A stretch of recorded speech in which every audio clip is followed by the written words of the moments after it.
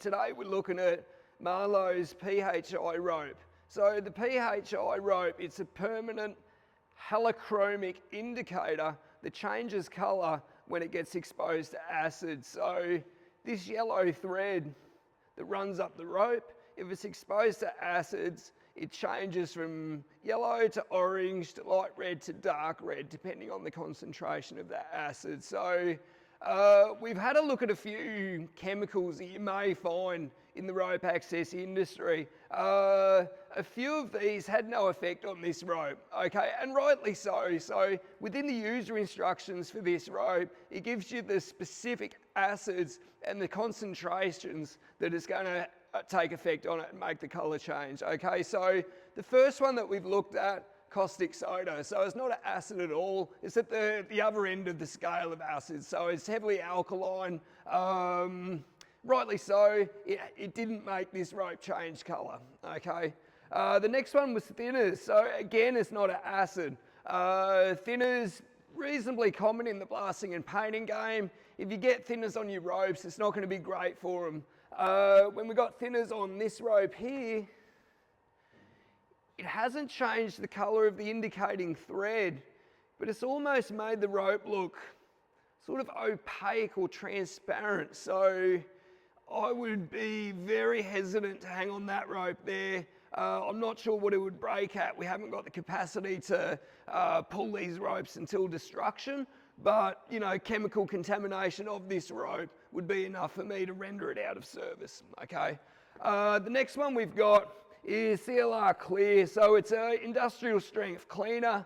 It has got an acid in it. It's 30% lactic acid. So lactic acid isn't listed on the user instructions for the PH-I rope, but it has had an effect on the colour changing. So you'll notice that the yellow, it's changed to like an orange, like a dark orange.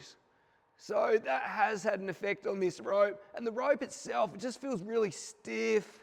You know, chemical contamination, that's one of the telltales. You know, your rope's going to seem really stiff, really out of character, as opposed to a new rope, which is nice and supple, okay?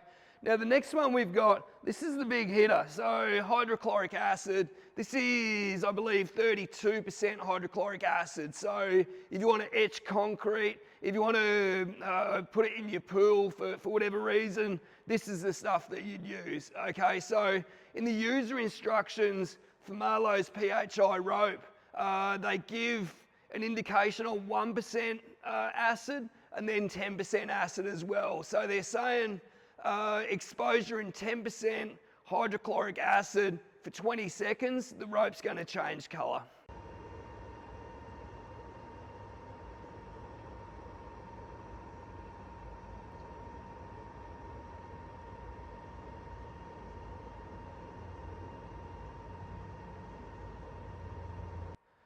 And you can see the colour change of this rope.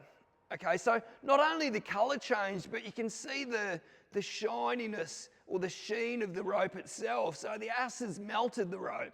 Now, if I didn't have a colour changing thread in this rope, I'd be pretty confident that I could identify a melted rope when I'm doing my pre-use inspection. So the colour's very, very handy, and you know, it is really good in this application. So what I've learnt today is the rope, when it's used in line with its manufacturer's instructions, when you're dealing with those specific acids, it works well. But it's not a wonder rope, it's not a magic rope that's going to tell you when it's exposed to any type of acids. Okay, so this is great.